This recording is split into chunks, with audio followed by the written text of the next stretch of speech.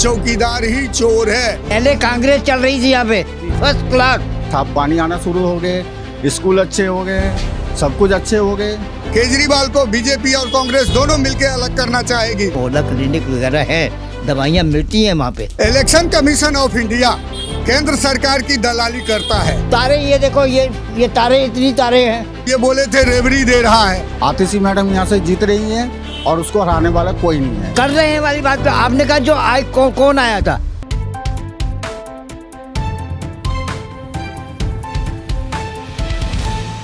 नमस्कार दर्शकों, मैं हूं सचिन तनेजा और आप देख रहे हैं भारतीय नेटवर्क। इस वक्त मैं मौजूद हूं दिल्ली के कालका जी के गोविंदपुरी इलाके में, जहां पर आप देख सकते हैं सड़कों के क्या हालात हैं और गलियों के कैसे हालात यहां बने हुए हैं।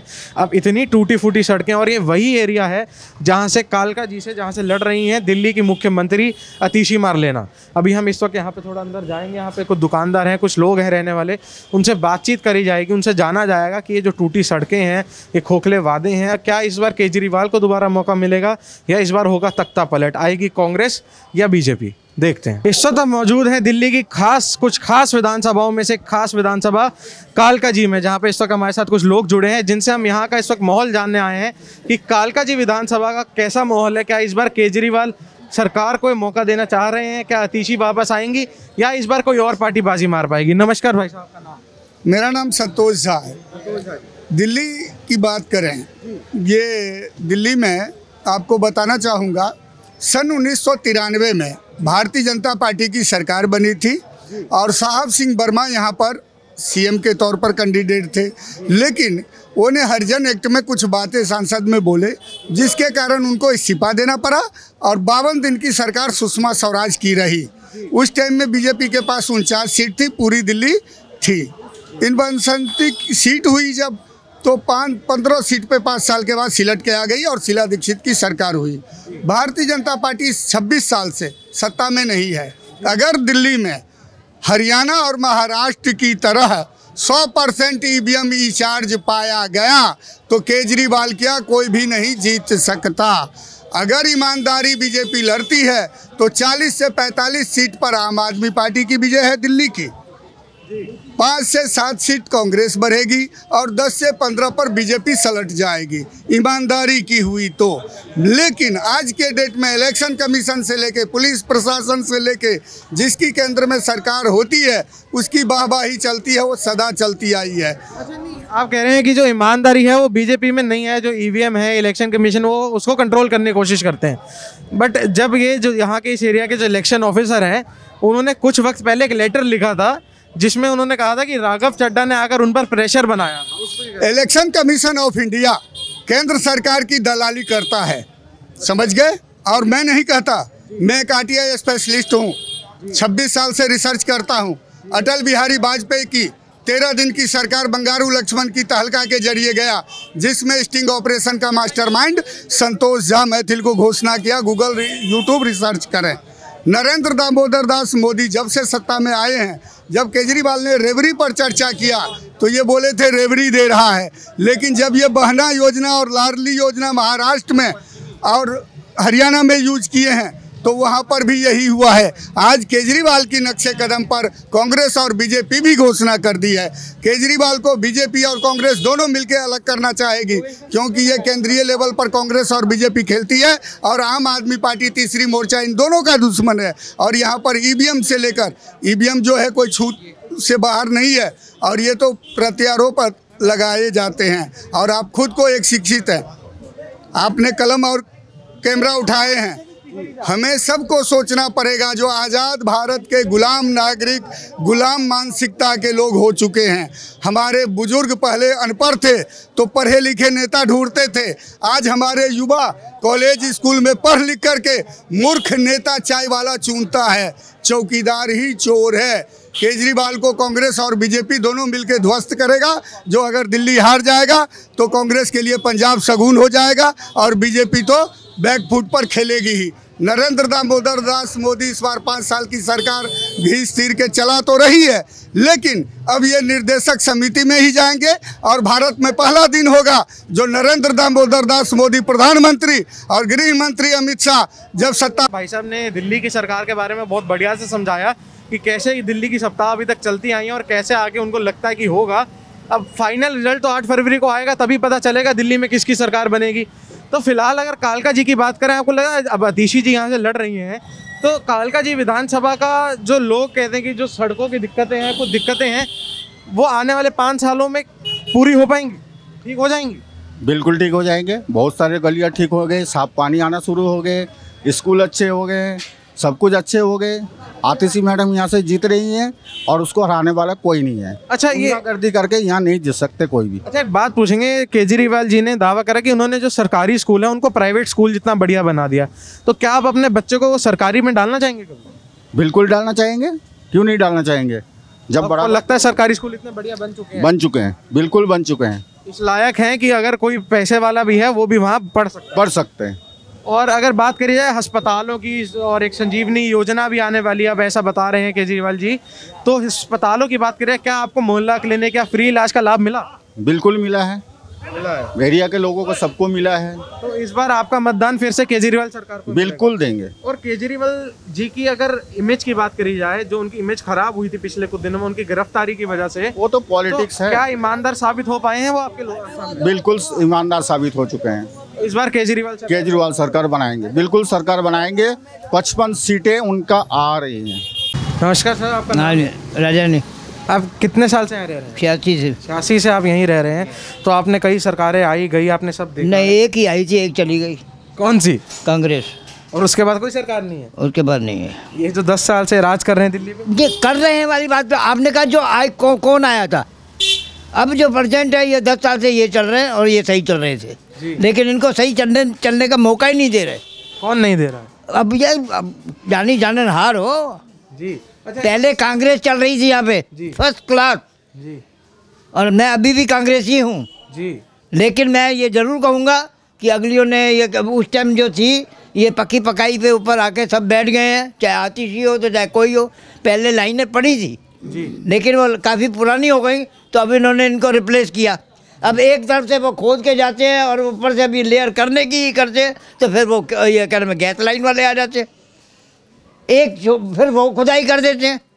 तारे ये देखो, ये तारे, इतनी तारे हैं जी। इसके लिए हमने वो कह रहे, मैं वो जो बैठे हुए हैं बिजली दफ्तर वाले, उनको कहते हैं भाई ये कैसे, कहते नहीं, कह रहे मैं आप ही लोग लगाते हो। अरे जो लगाने वाले हैं वो कहते हैं हम, हमारे पास लाइसेंस है। एक अब काट के जाएंगे, थोड़ी देर के बाद लग जाना चालू हो जाता है। सिस्टमेटिकली, मतलब कहने का मेरा तात्पर्य ये है, अब जैसे ये सब रेवड़ियाँ देने लग गए, पहले उसकी रेवड़ी के ऊपर खींचतान हो रही थी, अब देखा भाई पंजे से जा रहा है तो दोनों ने रेवड़ियाँ देनी चालू कर दी। मुंह खाता है तो आंखें शर्माती है जी। सही है ना जी, जी। लेकिन कम से कभी सच्चाई से तो चलो जी। किसी ने भी, इन दोनों ने किसी ने भी बोला, चाहे हमारी कांग्रेस हो जी, जो पुराने थे जी, वो अपना राज कर गए, चोपड़ा साहब वगैरह जो कर गए जी। उसके बाद शोहरत का नशा कोई देखता है, और जब उनको थोड़ा सा अपना अच्छा चल पड़ा दूसरों का चेलो चपटों का, तो उन्होंने इसका नाजायज़ फ़ायदा उठाया, जिसकी वजह से लोग हो गए परेशान। उन्होंने उनको छोड़ दिया जी। समझे ना।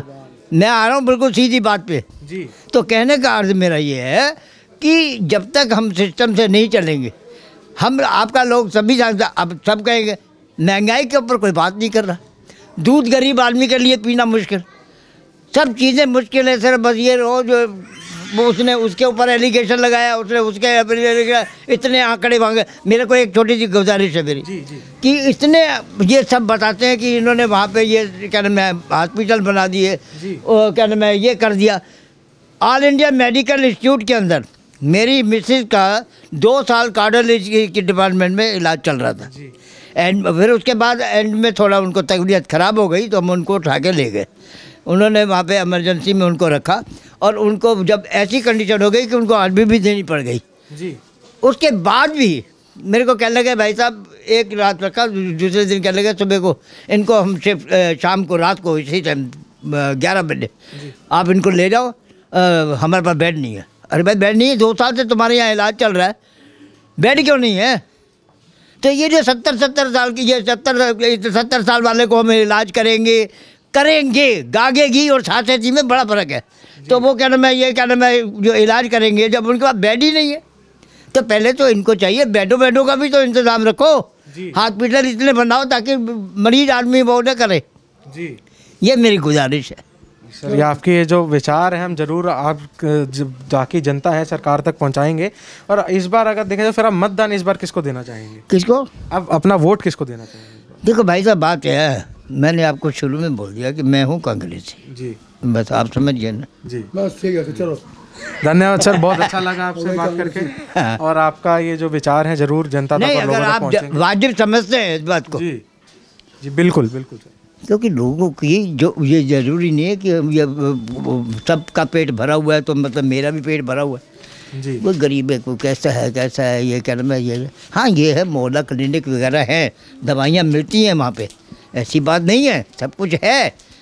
होते हुए को हम कहें तो उसको भी लानत है, जी ठीक है ना, लेकिन उसका नाजायज फायदा, लेकिन हमारा बात एक ही है और वो है कांग्रेस। जी यहीं के रहने वाले हैं सर आप? हाँ जी, बिल्कुल यहीं के रहने सर आप गलियों का हाल देख सकते हैं, सड़कों का, यहीं पे अतीशी जी का कार्यालय है बिल्कुल साथ में ही। जी जी। और फिर भी इस एरिया का ये हाल, तो आपके मन में क्या सवाल इस वक्त आ रहे हैं कि आप फिर से आम आदमी पार्टी को वोट देंगे इस बार? देखो, हम तो उसके साथ हैं जो काम करता रहे, लेकिन यहाँ तो बहुत बुरा हाल कर रखा है इस टाइम गोविंदपुरी का। जी कुछ गलियाँ बीच में छोड़ छोड़ के बना रहे हैं जी टाइम काफ़ी लग गया है इस चीज़ में। जी तो वैसे मैं तो यही चाहूँगा कि भाई जो भी काम करे, जो भी सरकार आए वो अच्छा काम करे। और क्या इन अतीशी में, इन गलियों में अतीशी जी आई थी? हाँ, कभी कभी आ जाते हैं वो लोग, लेकिन आए वोटिंग क्या लोगों ने उनसे सवाल नहीं करा इस हालात के बारे में? सड़कों को कह रहे हैं, कुछ गलियों में करा भी है उन्होंने काम। जी बाकी है कि जिस पहले जो ये पहले हो जाना चाहिए था काम जो अब हो रहे हैं। जो अब हो रहे हैं जी हाँ, इलेक्शन हो ये गया। इलेक्शन से पहले ही हो जाना चाहिए था ये। जी। और सिर्फ अगर बात करी जाए साफ पानी की, अभी मैं देख रहा हूँ यहाँ पे लीकेज हैं, सीवर के पानी इकट्ठे हो रखे हैं, घरों के अंदर क्या साफ पानी आ पा रहा है? नहीं आ पा रहा साफ पानी। पानी जो है खराब है, मिक्स होके आता है जी क्योंकि लाइनें टूटी हुई हैं। सीवर लाइन अब के सफाई नहीं हुई। जी। जो काम प्रॉपर होने चाहिए थे वो आज से 6-7 महीने, क्या साल भर पहले हो जाने चाहिए थे, जी लेकिन अभी तक ये काम नहीं हो रहे हैं, पेंडिंग है। और बरसात आती है तो सारा वो आपस में नाले मिल जाते हैं। सीवर कोई साफ़ नहीं किया गया, सारे सीवर जो हैं भरे हुए हैं। तो इस बार आप बदलाव देखना चाह रहे हैं दिल्ली की सरकार? बदलाव तो ज़रूर आना चाहिए, तभी काम होता है। पब्लिक परेशान है। तो इस बार आपका मतदान तो केजरीवाल सरकार को नहीं जाएगा? नहीं, हमारा मतदान तो उनके साथ है जो काम करके दिखाएं कुछ, काम करके दें। है ना, चाहे वो कोई भी पार्टी। चाहे वो कोई भी पार्टी हो। जैसा कि आपने देखा, अभी हमने इस एरिया के कई लोगों से बातचीत करी, यहाँ के जो हालात हैं उसके बारे में बात हुई। कुछ लोग आम आदमी पार्टी से खुश नहीं हैं, तो कुछ कह रहे हैं कि उन्होंने कुछ काम करा है और धीरे धीरे ये भी हो जाएंगे।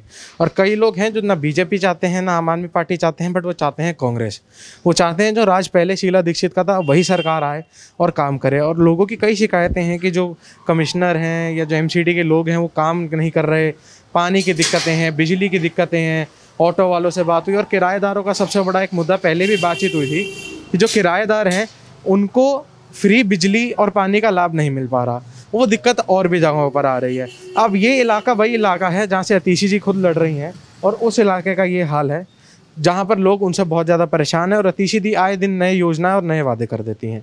इसके चलते अब आगे 5 फरवरी को लोगों का मतदान किसको जाता है और 8 फरवरी को क्या रिजल्ट आता है, जानने के लिए देखते रहिए भारतीय नेटवर्क। मैं हूँ reporter Sachin Taneja, camera person Madhav Munjal के साथ।